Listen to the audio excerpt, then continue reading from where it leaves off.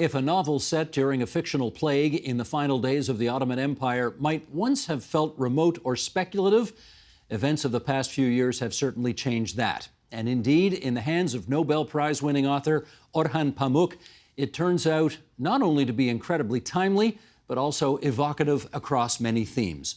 The book is called Nights of Plague, and we are delighted to welcome back to our program from Manhattan Island in New York City, there's Orhan Pamuk. Mr. Pamuk, it's so good of you to join us again. You joined us 5 years ago in our studio here in Toronto, which was the first time we met, and you indicated back then that you were working on this book dealing with a pandemic, and then the real pandemic hit. That feels eerie and spooky. What inspired you to put that element into this book? Well, I've been thinking about writing a plague novel for the last 40 years, actually. I'm surprised that I told you about that when I was there in Toronto last time, 5 years ago. I am happy that I said this because I started writing this novel 5 years ago, and three years after I wrote for 3.5 years, and suddenly, as you said, coronavirus pandemic hit us. I had many emotional responses. First, very strange. I felt guilty. It felt as if the novel was so intimate, so esoteric, that everything that I've been writing about suddenly was on the newspaper front pages. Then I thought it leaked. The coronavirus, it felt as if it leaked from my manuscript. Then there were these friends saying, Orhan, you're writing again a long historical novel about esoteric subjects. Who would read that? Please don't do it. Then the same friends began calling me back saying, you're lucky. Actually, I was not lucky. My aunt, 94 years old, was one of the first victims of coronavirus in Istanbul, and she was living just 2 streets away from me. And I was obviously, like all of us, very scared, especially in 2020, March, April. And I realized that although I've been researching and thinking, turning around this book so many times, thinking again, looking at old manuscripts, I forget one thing. My characters did not fear as much as I felt at 2020 March, April. So I injected my fear to my characters. That was the only change I made in the novel. Let's take our listeners and our viewers back more than 100 years, and I want to set up the novel as you've written it. You've created an imaginary place in the dying days of the old Ottoman Empire. You've thrown in the bubonic plague. You've added a murder mystery element to it as well. I guess I'm wondering, where does an author Where do those disparate elements and themes come from in your imagination? There are different things. The idea of plague came to me 40 years ago because I wanted to write a sort of existentialist novel about plague set in medieval Ottoman times. Then later I wanted to write something inspired by Edward Said's anti-Orientalism book. That is, lots of visitors to Istanbul, as I chronicled in my other novels, wrote that Turks, Muslims, Easterners, Asians, Ottomans, whatever you call them, these people do not take epidemics very seriously. They are fatalistic. They say it's all written in our foreheads. If God had decided to kill us, what can we do? So I decided writing about this subject. Then I switched to politics, perhaps because I realized that in 19th century, especially in the second half, there were lots of cholera and problems of making cholera quarantine work, imposing quarantine was always problematical in human history. There were uprisings. So I decided that, since also at the same time in Turkey, Erdogan's government was getting increasingly authoritarian, why don't I write an allegorical, historical novel that implies to today politics of Turkey, but also a general novel about human behavior during a pandemic, whether, of course, my subject was more deadly. Bubonic plague kills one in 3, while coronavirus is at worst killed 1 in 100. Let me set up the next question by reading an excerpt from your book. This is from Nights of Plague, and here we go. Though their numbers had declined from the first days of the outbreak, there were still many people who were stubbornly using the belongings of the dead despite all the times the quarantine authority had warned against it. There was, in this misguided behavior, a sort of challenge to the state, to westernization, to modern medical science, and to the international community, a kind of defiance and disdain, and even an element of senselessness. Now, of course, what everybody's going to find so fascinating about that is that you're talking about 1901, but you could just as easily have been talking about today. Is this nature of challenging authority, challenging the medical or scientific knowledge of the time, is that just part of human nature? Yes, I think so. But I've been writing novels for the last 48 years, and I've read so much about plague that I think that in some general sense, humanity behaves similar. First, there is always denial. Good government, bad government, it doesn't matter. They deny. Then, of course, numbers go up. And then what happens next? That people get panicky, but a lot of conspiracy theories, theories that perhaps Muslims bought it, Jews bought it, Christians bought it, people in the government did it, is also another interesting thing, and that is why they resist. Also, don't forget that in 1901, humanity or population of Ottoman Empire was only 5% knew how to read and write, while we are more developed. But we show very amazing similarities in many, many cases. Also, uprisings. All major pandemics are also followed by uprisings. That is also what made my novel, I thought, would be interesting in the sense that my subject matter, interesting in the sense that it would be political, and it is definitely an outspoken political novel. Well, it is a novel, but of course, so much of your novel is based on, well, let's just say it has eerie coincidences to real things. And I want to ask you about this fictitious island, Mingeria or Mingeria? How do you pronounce it? Both is okay. Okay. It's an outpost of the Ottoman Empire. It is the fictitious island in your book. It's in the last days of this empire. Is there a country or a part of a country in the world today that this island is very much based on? First, the modern Greek Republic's island of Crete is an essential inspiration.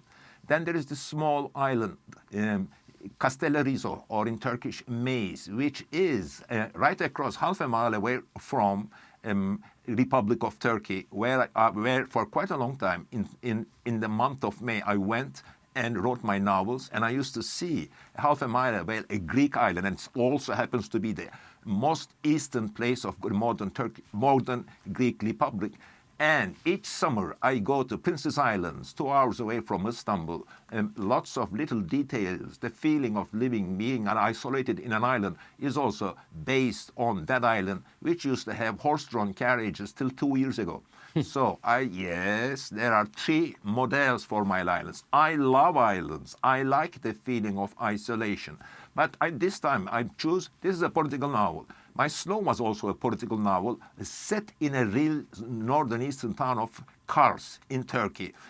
And I was criticized for not getting the details of the town accurately, and they were perhaps right. The town was not that political Islamist. Erzurum, 200 miles south, were more political, but I wanted to reflect Turkey's or even general problems of political Islam in that novel. Here again, what I wanted to represent, humanity's situation in a particular place when imposing quarantine and when there is a pandemic.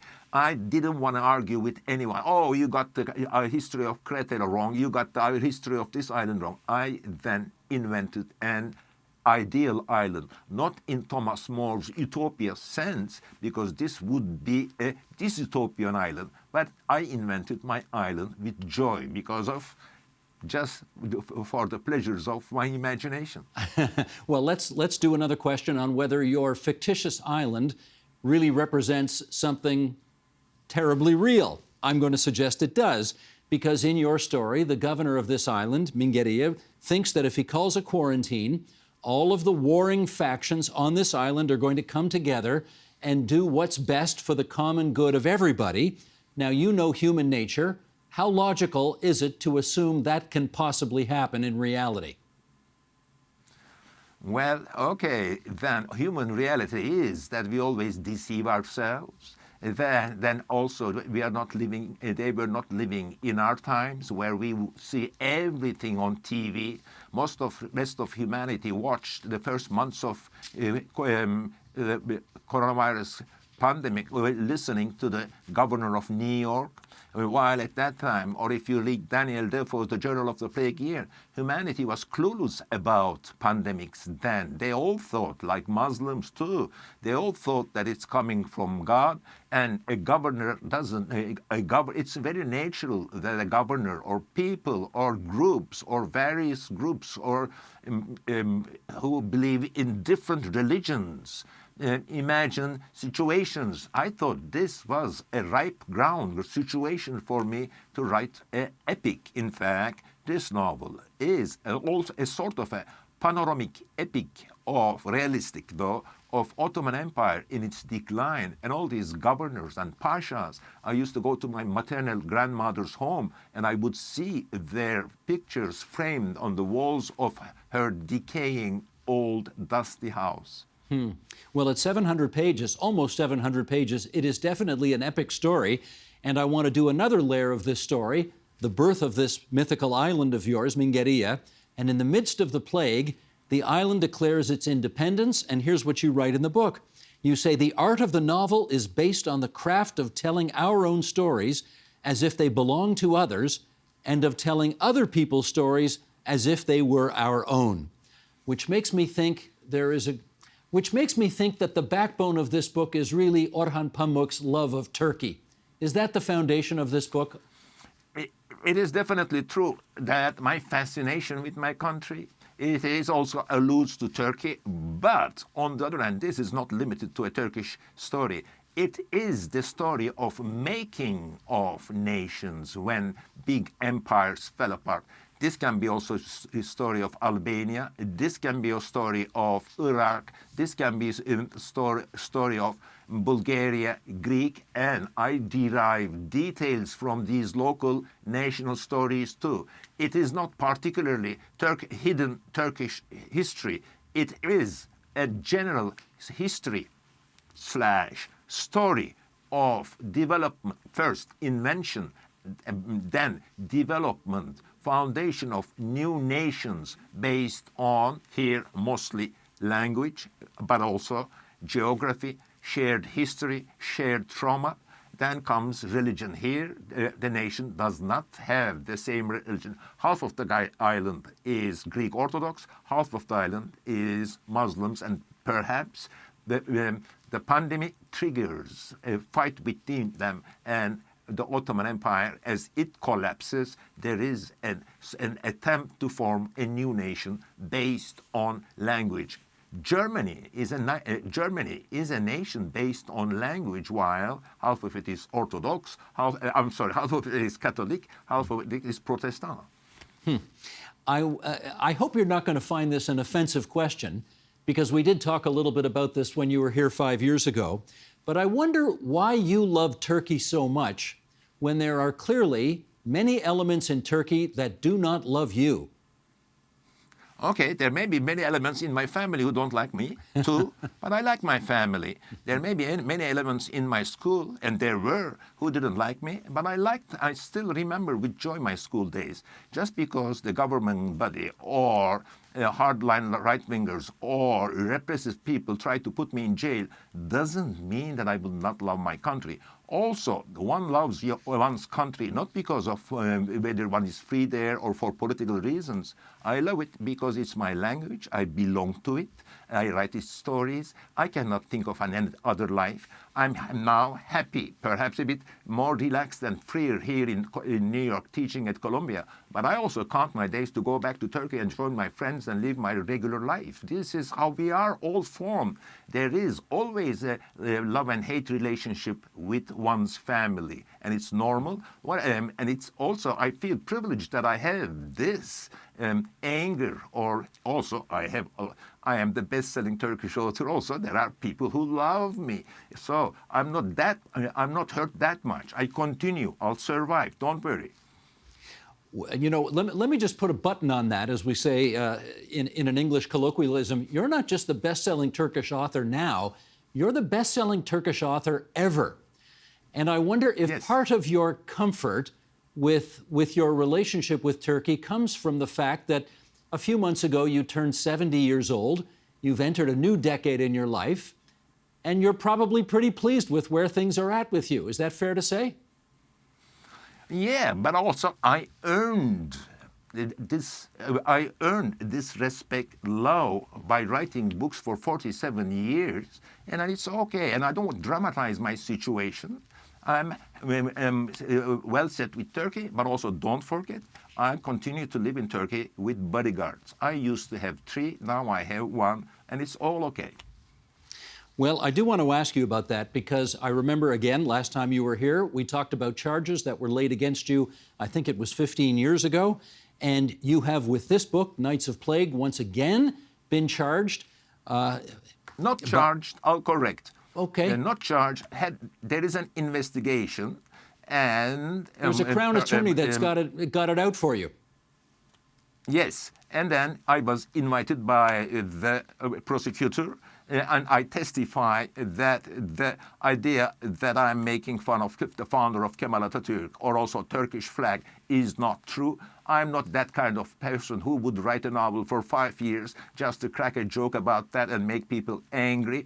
My novel had more deeper ambitions of representing Turkey, or any empire that falls apart, and any new small nation or a big nation that is founded after its ashes, and psychology of human beings in a terribly chaotic situation, in an isolated situation. That is my subject. And up to now, nothing had happened. The persecutor did not charge me, and my lawyer, who is very experienced, tells me, Mr. Pamuk, don't worry, nothing will happen. And in fact, nothing happened, and the case is not dismissed, but is lost in the labyrinths of Ankara legal bureaucracy. But what does it say about Turkey today, where somebody of your stature can still be the subject of a prosecutor who wants to charge you with, quote unquote, dishonoring Turkey? What kind of a charge is that? Yeah, I'm sorry. Yes, I'm also very sorry for this. I am the vice president of International PEN, and it is not a nice situation both for me and for Turkey. But that's how it is. Either you live with it, or you only live in New York, and that's not what I want. Well, I do want to, since you mentioned that you are still required to have one bodyguard because of your situation, I am curious as to what you thought when you heard the news that your friend Salman Rushdie, at a literary festival in New York, of all places, somebody rushed the stage a couple of months ago and nearly stabbed him to death. What did you think when you heard that? Yes. I've learned about the event because all the international writers, journalists were sending me emails. It was in the middle of the night in Turkey. So I immediately decided to write something about it. And I wrote it, and it's published in Atlantic here in the United States and all over the world. What can I do? What can I say? I'm sorry for Salman, but then I don't want to dwell on this subject more than anything else. Understood. I do need to ask you this. You obviously know that every time you bring a new book out and you try to push at the edges of what's considered acceptable free speech in Turkey, in a way you're asking for trouble. You know that when you do this. No. You don't know that? First, not every time I do a new interview, I am in trouble. I never had trouble with my books, except this one. And you see, I'm not charged. And I had trouble, and I'm saying this with irony, talking to journalists who are pushing me towards trouble. I hope you don't think I'm one of those journalists pushing you towards trouble. Well, you're very clever. You suspected that. I'm not. I'm trying to keep you out of trouble. I don't want you to get into more trouble. But do you ever think when you're writing a book, I've got to pull my punches a little bit because one day I might cross the line and I really don't want to go to jail? Do you think that way? No, I'm not that kind of writer. Believe me, I am not a born political person. My ideal is beauty. I will write a politically incorrect novel if someone convinces me that my novel would be better. I will do a devil's pact with a political incorrectness, so to speak, if I am convinced that my novel would be beautiful. So for me, the first criteria is really joy of reading, giving joy to my readers. I wouldn't say even to my readers, to myself first, that I have achieved a beautiful novel. This is the first criteria. And I want to remind you that in my early youth, when everyone was so political, the writers from previous generation would look down at me as a non-political bourgeois writer. And I was not. Everything is relative. My political fame came because, and I don't want to talk about it this much, came because I was the only Turkish, internationally famous Turkish writer around. Let me circle back to something you said a few moments ago, which is that every major international pandemic has been followed by uprisings. And you spend a good chunk of your time in the United States, and I'd be very interested in your view as to whether or not you see the conditions in the United States today for a post-pandemic uprising. I don't mean what happened January 6th at the Capitol. I mean something much more significant than that. What do you see?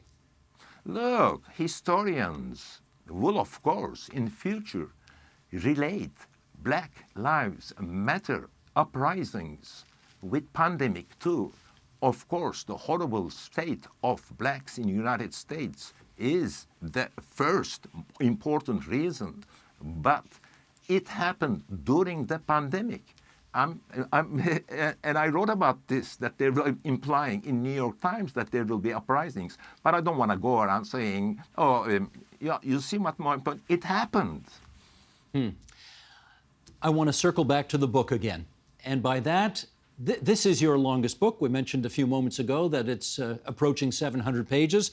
It's a wonderful read. You have such rich detail in the book. Thank you. I guess I'm wondering why you, obviously you felt you needed to have this book be longer than anything you've written before because you just had that much more to say. Why was that? Okay, look, when people tell me about the length of my book, I mention Moby Dick. I mention Proust. He couldn't finish his 7-volume novel. Then I mentioned the greatest book, novel of modernism, James Joyce Ulysses, which started, that will be 1,000 pages, which started as a short story. I don't know. There is no rationality. I enjoyed what I did. I hope that the reader also enjoy what I wrote. Sometimes it works, sometimes it doesn't. You will never know. In the end, a writer cannot calculate, cannot plan everything. I give my soul to my books.